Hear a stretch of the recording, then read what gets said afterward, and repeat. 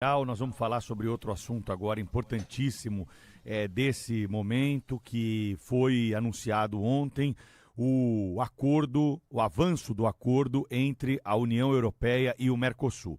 E para destrinchar um pouco mais os detalhes e a expectativa que temos a respeito desse tema, nós convidamos para uma entrevista ao vivo aqui nesta manhã o professor Evaristo de Miranda, que é doutor em ecologia, tem mais de 1.400 artigos publicados, pesquisador da Embrapa por muitos anos, membro da Academia Nacional de Agricultura, agrônomo do ano de 2021 e também colunista do canal AgroMais do Grupo Bandeirantes de Comunicação.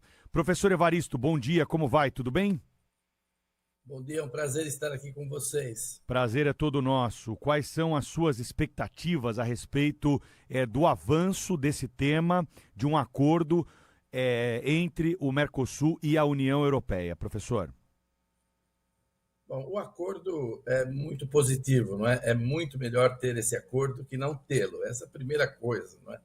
Esse acordo cria um grande mercado, né? De mais de 700 milhões de pessoas, né? Um PIB gigantesco quando junta todo o Mercosul, especialmente com a Europa. Então, globalmente, esse acordo é muito positivo. Ele vai trazer investimentos para o Brasil, vai trazer inovação, vai trazer também competição, concorrência. Então, é uma boa notícia, quer dizer, é uma conquista a realização desse acordo. É claro que você tem aí temas, né, que quase travaram e ainda vão criar algum ruído nesse acordo, que é o tema da agricultura, sobretudo da agricultura europeia, que teme muito a competição dos produtos brasileiros. Mas, vamos dizer, para quem está nos escutando, 91% do que a Europa exporta para o Brasil, 91%, em 15 anos, isso tudo deveria estar com uma tarifa praticamente zero. E 92% do que o Brasil exporta para a Europa, também em 10 anos deveria estar com uma tarifa praticamente zero. Essa é o grande objetivo desse acordo, é criar realmente um mercado livre, não é? de trocas de produtos, de serviços entre a Europa e o Brasil. Para o agronegócio brasileiro, quais são as atenções que nós devemos ter para saber depois os detalhes, né, desse acordo que está sendo anunciado e está avançando, apesar, né, de ainda termos algum caminho a ser percorrido para ele ser realmente efetivado? Para o agro brasileiro, nós não teremos assim grandes impactos no curto prazo, né? O Brasil, a Europa é um parceiro comercial importante do Brasil.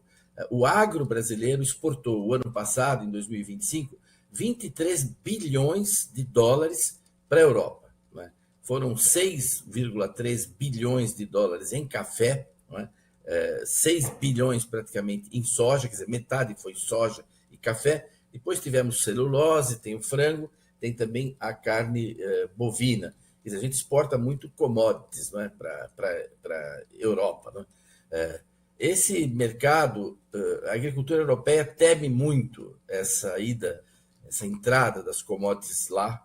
Eles não têm condição de competir com o Brasil e o acordo está saindo com muitas salvaguardas, com muitas restrições, estabelecendo cotas muito pequenas. Então, assim, no curto prazo, isso vai significar muito pouco para a agricultura brasileira. Já para a agricultura deles, há uma parte da agricultura que é favorável ao acordo. Quem produz vinho na Europa, totalmente favorável ao acordo, né? Porque o vinho hoje tem uma taxação aí de 27%, né? Então, para eles exportar para cá vai ser ótimo, né? Quem exporta queijos, quem exporta presuntos, para o azeite de oliva, etc. Ou seja, a parte da Europa que tem uma agricultura de valor agregado, ela vai entrar no Brasil com esses produtos. Isso vai ter talvez um impacto até positivo de redução inflacionária, né, em torno desses produtos. Essa é um pouco o quadro. Eles temem as commodities brasileiras lá, estabeleceram muitas restrições. Eu não queria aqui entrar em detalhes técnicos, mas de certa forma pode ficar até pior para a exportação de alguns produtos se isso avançar muito por lá. Mas é uma boa notícia, porque o Brasil precisa exportar mais do que commodities. E o Brasil está investindo nisso, exportar produtos com valor agregado, não é?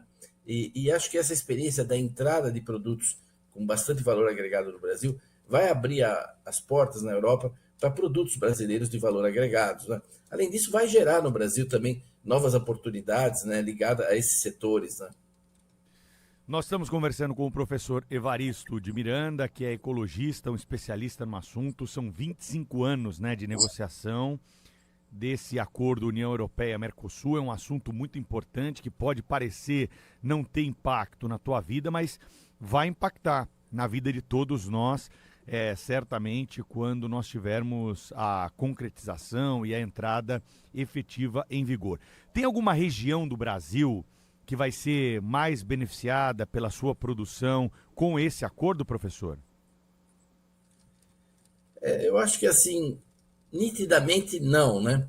Mas tem alguns setores que estão preocupados com o acordo. O setor do leite, né? O leite já enfrenta muita dificuldade no Brasil dentro do próprio Mercosul e nós tentamos estabelecer algumas limitações nesse acordo para a entrada de leite aqui da Europa, né? Eu acho que o setor também da viticultura, da viniviticultura, vai ter que lidar com realidades novas, né, dentro disso. Para o setor da carne vai ser bom, para o setor do frango também, nós já somos grandes exportadores. Na Europa existe uma oposição a essa agricultura vinda da França, que liderou e que votou contra o acordo, né? O presidente Macron votou contra, pretensamente defendendo os agricultores. A gente vê muito protesto de agricultores lá na Europa. E também quem está contra é a agricultura da Europa, que fica lá no leste da Europa, quer dizer, a Polônia, a Romênia, porque eles são grandes fornecedores, cresceram muito para a Europa do Oeste, quer dizer, para a Europa lá da França, da Alemanha, né?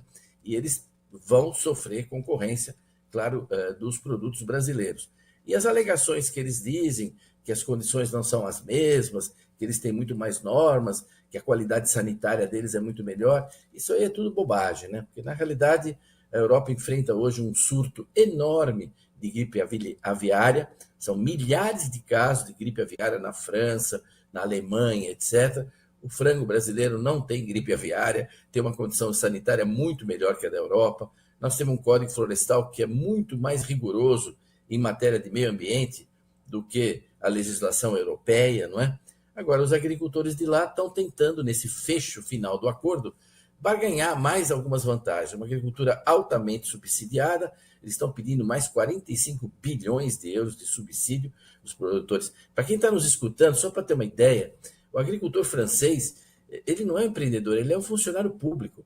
O subsídio médio para cada imóvel rural na França, chegando na conta do produtor, é de 19 mil reais por mês. 19 mil reais de subsídio por mês. E eles, nessa ocasião aqui, estão pedindo mais subsídio. Agora, isso é uma armadilha, porque você perde ainda mais competitividade quando você funciona desse jeito que eles funcionam lá, não é? É interessante esse ponto que o senhor traz, né? O senhor estudou lá, teve lá, conhece bastante. Outro dia estava até lendo um artigo seu falando sobre fazendas que estão desaparecendo na França, né? Por conta dessas questões todas trazidas aqui. Qual vai ser o impacto do acordo para eles lá também? Para se ter uma ideia, né, hoje tem 60 mil empresas da Europa que investem no Brasil, certo? Que exportam, vendem, trabalham com o Brasil.